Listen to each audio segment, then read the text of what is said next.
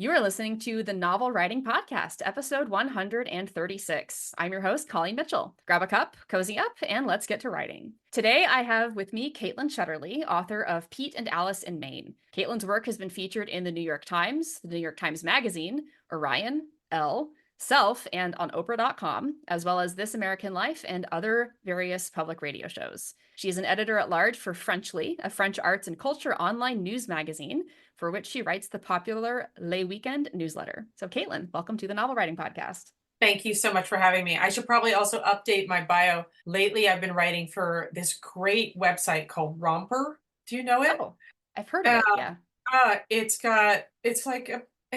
There's parenting, life, health, kids. It's really, really smart writing. Really smart writing. The editor, Elizabeth Angel, is brilliant. So I've got a piece coming out with them actually about having had a hysterectomy last fall. And I think it's getting published today even. And then I also write for another place called Lit Hub, which is where lots of writers write about being writers. And I have a piece coming out with them where I talk to a bunch of writers about how they reward themselves for writing. Ooh. Or whether they do. Anne Patchett told me she doesn't believe in rewarding oneself. So That's so funny. I am not the kind of person to reward myself. Like when I published my first book, I was like, yes, it's in my hands, it's physical. And then I set it down. I was like, okay, let's write book 2. Oh, good for you. Wow. I believe firmly, I tell my students you have to celebrate yourself because no one else will get it. It's Yeah. such an interior process. It's such a strange journey that I feel like you need to go give yourself something. Yeah. Pick some wildflowers, put them in a pretty vase on your desk, make yourself a special meal, take a bath, because you hit these little benchmarks with writing, whether it's you finish a chapter or you finish a book or you finish an article or whatever it is. And, it's very hard to explain even to the people who love us the most. Like, I just accomplished something. You didn't just, win a race that everyone saw you win. You did this alone in your room. So it's really Right. hard for other people to understand that dun dun dun, now you must celebrate me. Right. So we have to do it for ourselves. Exactly. So, what is your genre and how long have you been writing for? Oh my gosh. I've been writing forever. I was making up stories in my head before I could talk, reading when I was 4. I made a whole other language for myself when I was about 5 and spoken that a lot. And I think I published my very first piece when I was 12, but I had been writing a lot before that. My mother's a writer and my dad is a painter, as an artist. So expressing oneself was the norm in our family. I also had a lot of hard stuff happen in my childhood. And I bring this up because writing is a cheap and accessible way to express oneself, whether you're a child or, I was listening to the writer Colm Tóibín, the Irish writer who wrote Brooklyn and the new book Long Island. And Brooklyn was made into a movie a few years ago. And I was listening to this great podcast called Writers and Company out of Canada on the CBC. And he was talking about, I've listened to this interview with him now 3 times, but he talked about why there are so many writers from Ireland because it's cheap. It's like many writers, we wanted to be something else. I wanted to be an actor, but writing, it turned out all you needed was a pen and paper, maybe a computer at this point, but you didn't have to maintain it quite the way you do with, some of these really expensive things like filmmaking or photography or even paints are so expensive. So I think that I used to express myself with writing, and for children, easily accessible art form. And I used to go in the bathroom and shut the door and lock it. And it was a way for me to pour out and find myself and ground in my own voice and truth in a family where I didn't feel particularly heard or seen. And that was really good for me. So, your first novel came out in 2023. That one, what would you describe the genre of that novel? I think it's called literary fiction. And so it just came out in paperback last month. But I think it's a story about a family. I don't know. It's about a family. It's about a woman whose marriage is in trouble, who comes to Maine during COVID with her family to their second house, and they're living in that house and trying to figure things out. And the natives in Maine are the native Mainers are not exactly thrilled. There are all these people coming from away. And so I think that, that's, I don't know. I think they call it literary fiction. And you've written other nonfiction genres before too? Yes, I wrote two other books. So my previous book came out in 2016. It's called Modified. And that's a big book. It took me almost 6 years to write that book.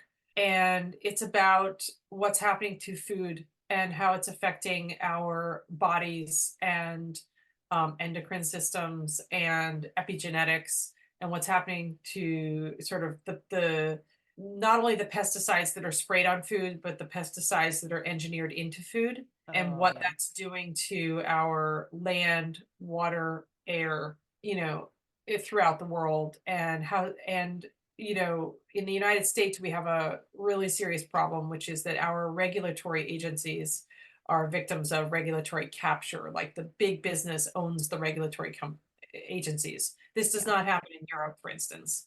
There are way more protective measures so that the European Union can really eliminate many, many, many more chemicals that people come in contact with, from in household products to food they eat. So I wrote this book. The first half of the first, it's three sections. The first section of the book, I drove across the Great Plains and I interviewed farmers and seed scientists and Monsanto people and activists, and I went by myself and did that. And then the second section, I traveled with German beekeepers, and I learned Oh, about bees and how pesticides and contaminants are affecting bees and pollinators. And the third section is about corn in Oaxaca and how US grown GMO corn contaminated the seat of corn agriculture in Oaxaca.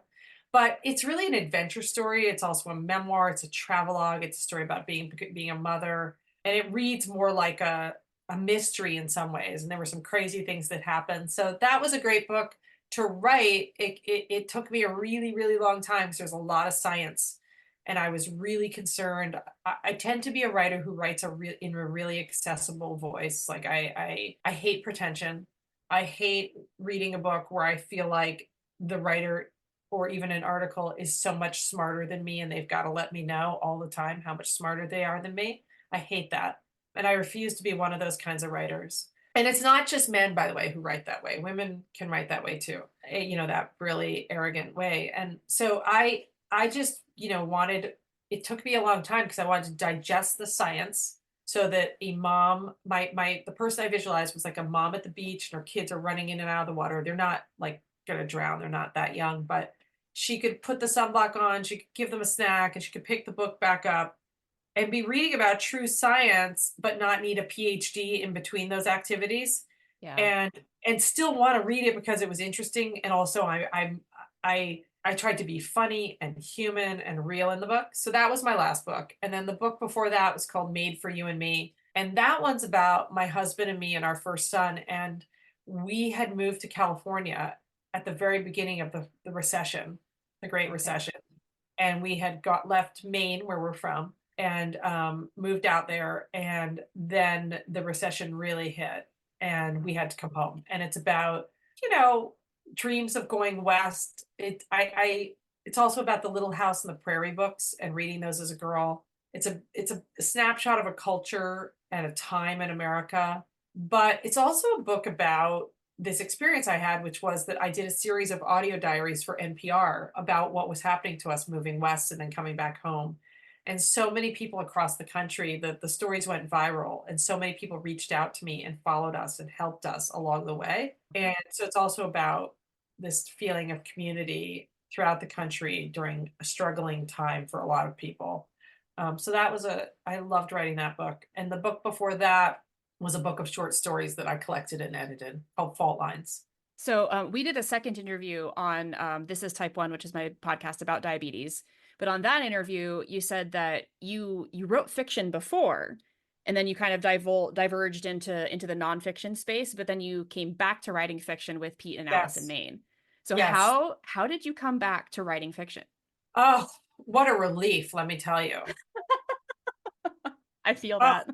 oh my God, what a relief. Like I finally found my home. You know, the thing I I was writing fiction, I was writing short stories when I was in my early 20s living in New York City. And I got an agent and she really believed in me as as a fiction writer.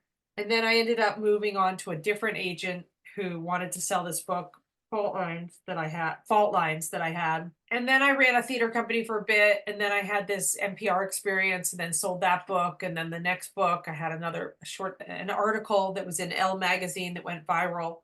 And so started to write about pesticides. And I think there was, with nonfiction, there's an urgency you feel to get this message out at a specific time.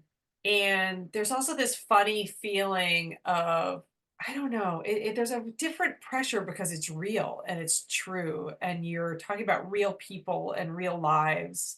And you also want to change something, or you've had to put a lot of your own skin in the game, Mm. like yourself out there. And that's hard to do, actually. And it didn't always make me feel very good at the end of the Okay. day. I liked the writing part, but I would go out there to promote these books and kind of feel crappy. I realized when I started writing Pete and Alice in Maine. Now, let me tell the experience of that. So, just to back up, I know I already told this story on your other podcast, but I'll just tell it here quickly, which is that so I live in Maine, and when COVID began, there were a lot of people arriving with out of state license plates coming to their second houses, people with more money than most people in Maine generally have. My husband and I are both born and raised here. We're raising our sons here. We have one house, we don't have two. And we, make our lives work by doing a variety of things. Maine is traditionally and still is one of the poorest states actually in the country. And people forget that because they think of the coast, which is a lot of tourists, a lot of, it has the population is more transient. And also it's a lot of summer houses and a ton of wealth that comes from out of state, the coast every summer. But that's not really Maine. If you think about how big Maine is, and then we stretch all the way to Canada, we have miles and miles and miles of Maine that is not that fancy coastal sort of image that we might have. So Maine did not have enough hospital beds or ventilators, and we didn't even have enough toilet paper here for a huge influx of people. And I was very concerned, as was my husband, that what's going to happen to a poor and aging population if all these people come away, they bring more COVID, and who's going to get these hospital beds? Like, how is this going to work out? We had actually our government here in Maine handled the whole thing with tremendous grace, and they handled it beautifully. But at that time, I was really concerned, and I was seeing all these out of state license plates, and they ended up stopping Airbnbs. You couldn't rent in Maine. They were trying to figure out ways to limit it, make it harder for people to come here, right? But then one night I was down at the fridge taking some probiotics, and this voice came into my head, and the first 3 pages of my novel came out, and it was a voice that was definitely not mine, and it just the whole thing downloaded in my head. And I think it begins with the line, I'm not sure why this all appeals to me. Maybe I am intrinsically a lazy person, and having a small circumference of space in which to tread and retread is somehow satisfyingly comforting. Maybe I like doing away with grocery shopping. Well, honestly, I hate grocery shopping, and ferrying my children to dance and piano and basketball and smiling at other mothers I have nothing in common with. Maybe I like having those bastards at Amazon deliver my olive oil and flour and instant oatmeal and stamp pads for my youngest daughter, Iris, to stamp rainbows and moons all over the bathroom walls, which makes Pete yell and then me yell and then Iris cries while Sophie says something caustic to all of us. Maybe I like being on an arc that, at least for now, has no visible holes. So I was trying to imagine someone who's come up to Maine from somewhere else to her second house, and she's trying to find refuge. And I didn't expect to try to imagine this. I didn't want to try to imagine it. I was actually trying to work on another novel, which I still have never finished. It's right back here. You can see it on my shelf right there. Um, And that one's never done. And I was supposed to hand that in to my agent in June after lots of conversations about it. And she had read a draft and this and that. But this Alice voice, and I said to Alice, Alice, go away. I don't know who you are, what you're doing in my head, why you're talking to me, but I'm homeschooling my children. Everybody's home. Like, this is not the right time. I've got another thing I need to do. I can't do this. Needless to say, I went upstairs. My husband was snoring in the bed, and I wrote down everything that the first 3 pages. And I woke up the next morning, and oh my God, there she was again. And she said the next 2 pages. So I wrote those down, and I told my husband, I said, I think I'm going crazy. Something is happening to me. I've got another person in my head. I'm having some sort of schism here in my brain. What is happening? And he said, why don't you try to go follow it? Go write it. So I spent the next, I don't know, few weeks or something writing this first chapter called Visible Holes, which in my mind I thought was a short story, and then I'd be done. She'd be out of my life. I could send it to a bunch of places that would probably never even write back to me. And we'd all just, go move on. But then I read it out loud to my husband, Dan, and he said, sorry to tell you this, but I think that's a first chapter. And I want to know what happens next. And I looked at him and I was like, no, I think you didn't hear me. Let me explain this again. That was a short story. We're done. And he said, no, I'm just not sure you are. There's so much there you've got to unpack. So I was like, okay, well, I'll write a little bit more. I wrote another one, and I kept reading it out loud to him, and he wanted to know. And so it was fun because and then what happens? So then I'd write a little more and read it to him. Then what happens? And so that's how a novel gets written. Surprise. Oh, that's so funny. Yeah. Yeah. So in the middle of writing Pete and Alice, you were diagnosed with type 1 diabetes. How did that Yes. affect your writing process and your overall mindset around writing? Well, I had to take about 3 months off. I got very sick, as I told you in more detail on the other podcast, which I hope people will go listen to. I got very sick. I had subacute thyroiditis. I got shingles in my eye. My immune system essentially went bananas and it started attacking my body. And then I was left with a thyroid that recovered, an eye that recovered. I lost some eyesight, and I ended up with type 1. But in the end, how did that affect things? I took 3 months off because, it's not a walk in the park to be diagnosed with type 1 diabetes. It's not a walk in the park to get sick with anything. And this was during COVID, mind you, and nobody would see me. So, and we were afraid to go to the emergency room. So it was time consuming, to put it mildly. And then being diagnosed with type 1 is like, I may as well have been hit by an asteroid. Like, I had to now look around me and figure out what the hell we were talking about. I mean, I had to learn, right? So much, even the basics, the tiny stuff, like how do you give yourself insulin? Yeah. What do you do when you're low? How do you eat? How do you exercise? Any of it. So I then started writing again. And as I said to you, the book became a real refuge for me. And what changed for me is that I think the novel became a lifeline for me too. And I was writing about somebody who was coming to Maine and needed refuge and also needed a lifeline. And I was trying to understand really the ways that we all need refuge and lifelines and ways to sort of hold on to our lives so that we can feel more tethered. I mean, I believe, and my business partner slash editor also believes that writing is a form of healing. And we touched on this in the other episode, but the fact that you started writing this book before you were diagnosed gave you this opportunity to also experience the lesson that you were trying to impart to the readers before the diagnosis to yourself, which is kind of mind-blowing, but also really cool.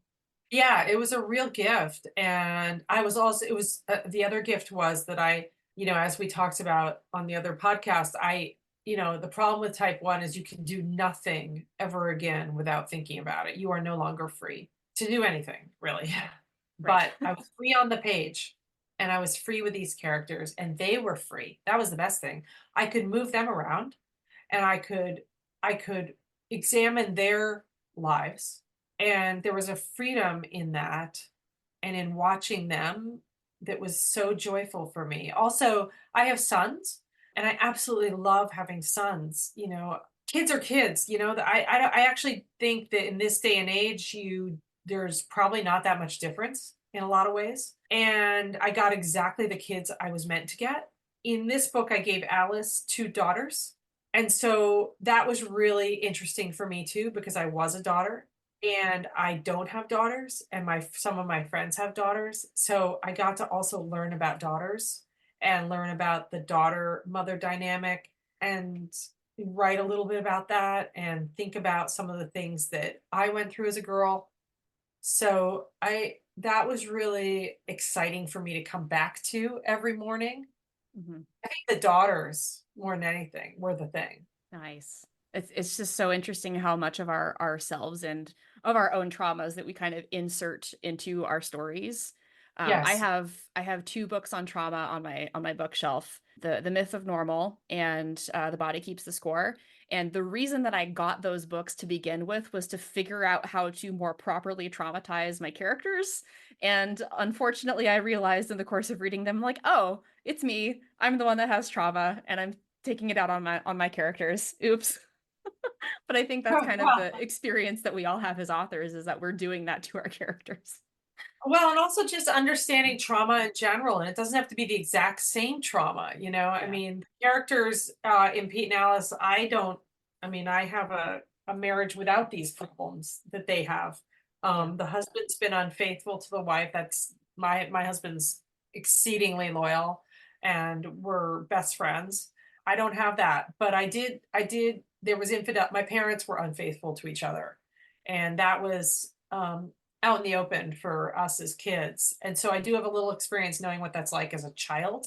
And so, trying to empathize with and understand this different situation. It's different than what I grew up with, but take some of the things I know and what I feel and superimpose them here. And in this incredible time, which was a COVID year, when people were battened down and families were stuck together, and there could be really bad things that had just happened like the week before. I mean, that's what I was trying to imagine, right? The wife has just figured out that her husband's been cheating on her, and then they're locked down together. Oh. And so, and it's all happening on if you to borrow from Shakespeare, all the world's a stage, right? This idea that this is happening on the stage in front of their children, they're all home. There's nowhere for anybody to go. And then Yeah. they come up to Maine to their second house with only a fireplace, which any Mainer can tell you a fireplace will never warm up your house. It does the exact opposite, actually. It sucks the warmth out and sends it up the flue. So they don't have any way to heat their house. They've got, thankfully, lots of coats and hats and stuff like that. But and this actually happened in Maine. Another reason I think that character came to me is, so I told you about how Mainers were not thrilled about all these people coming from away. On the island of Vinyl Haven, not far from where I live, some people cut down enormous trees to block some New Yorkers in and didn't saw them out until the 14-day period had gone by when they could no longer give them COVID. Oh, wow. So Mainers were scared, angry, self-protective, and generally we are a people who take matters into our own hands. There's a problem, we're going to fix it with our own hands. In some ways, this is an asterisk, but this is why climate change is so hard for us up here, because we have nothing in our toolbox for this. But as my husband and I can tell you, both people born and raised here, we are generally people, we will plow our own driveways, we will put chains on our own trucks. We will pull you out. We will make sure that we protect our own animals and fisheries and native lands. And knowing how to fix the climate change piece is not something we understand. So I wanted to put all that into the book. Climate change, people coming from away. And I do, in that very first chapter, Visible Holes, some people come and cut down trees and block them in. And so they're stuck. That's why she says in the beginning, we're on an arc with no visible holes. At the very end of that chapter, somebody comes and cuts the holes through the tree, and they can go free. And then the question is, what are they going to do? Are they going to go back to New York? Are they going to stay? Well, I understand now why your husband was like, what's next? Yes, he wanted to know what was going to happen next. It wasn't just a walk in the park sort of marriage story. It's a story also about things happening to people and these other existential crises that are going on, like climate change. What would you say your favorite part of the writing process is? All writers have a different favorite part of the process. Do they? Oh, I'd love to hear more about that. I definitely want to hear gossip about that. Well, my Let's see. personal favorite is the editing process, which I hear so many complaints from the authors that I work with, like, oh, I'm either scared of the editing process, or I hate the editing process, or it's like such a slog. But for me, it's like I like taking the ideas that I get from my editor when we have our calls together to figure out how to work them into a better piece. The first drafts for me are always hard. Yeah, first drafts are hard. I mean, what I teach my students is to just write forward. Do not never look back. Just use Harriet Tubman as your model, right? Well, this supposed thing that Harriet Tubman may or may never have said, which is when the dogs are coming, keep going. Now, I understand we're not talking about slave masters, right, chasing us, but whatever our personal demons are, just keep going and keep writing forward. Never, ever look at what you wrote yesterday. God, that's the kiss of death. So I just teach people to keep going. I love that. I love researching. So I'm writing a next book, believe it or not. I'm back. It's Alice again. I'm writing a sequel, and it takes place in France. And I sold it in February. And in this book, Alice takes her two daughters with her to France after some really hard things that happen at the end of the other book. You won't have to have read the first book to read the second book, but if you do, you'll know more. That's all. But you don't, it's gonna be its own standalone book. But in it, she's gonna write an article for Outside Magazine about camping across France with two girls. Hmm. And in this sort of very female-centered culture that we have now of women trying to write about and do things and be outside and be strong and show this to the world, which is beautiful and wonderful. Alice gets hired to write an article about camping with girls, and that's what she's going to do in the next book. But what do I love? I love researching things I don't know anything about, and then I love making that place. I love writing about food. Oh my God, I love writing about food. I love writing about bodies. I love writing about subtle moments. I love nuance and subtlety between characters. I love dialogue. I also love rewriting. I love rewriting. I love going back through. That's when a lot of the real writing happens. And I just like making the time. I like sitting down and creating this whole world. And these days, because I mean, neither of my children has read Pete and Alice in Maine. I don't expect them ever to. One of them's only 9. Why would he read it? The other one's 15. And again, why would he? I mean, I'm sure he doesn't want to read anything I ever write. And also, I think that there are things that I'm in no rush for my kids to read either book because I don't want them to misunderstand that some things in it are actually about daddy and me or about them.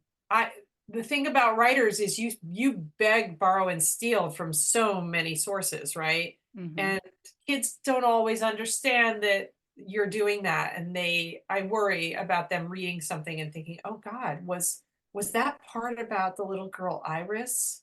Because there's some other parts that I know kind of remind me of my life. And then there's this part where her dad says this mean thing to her or about her.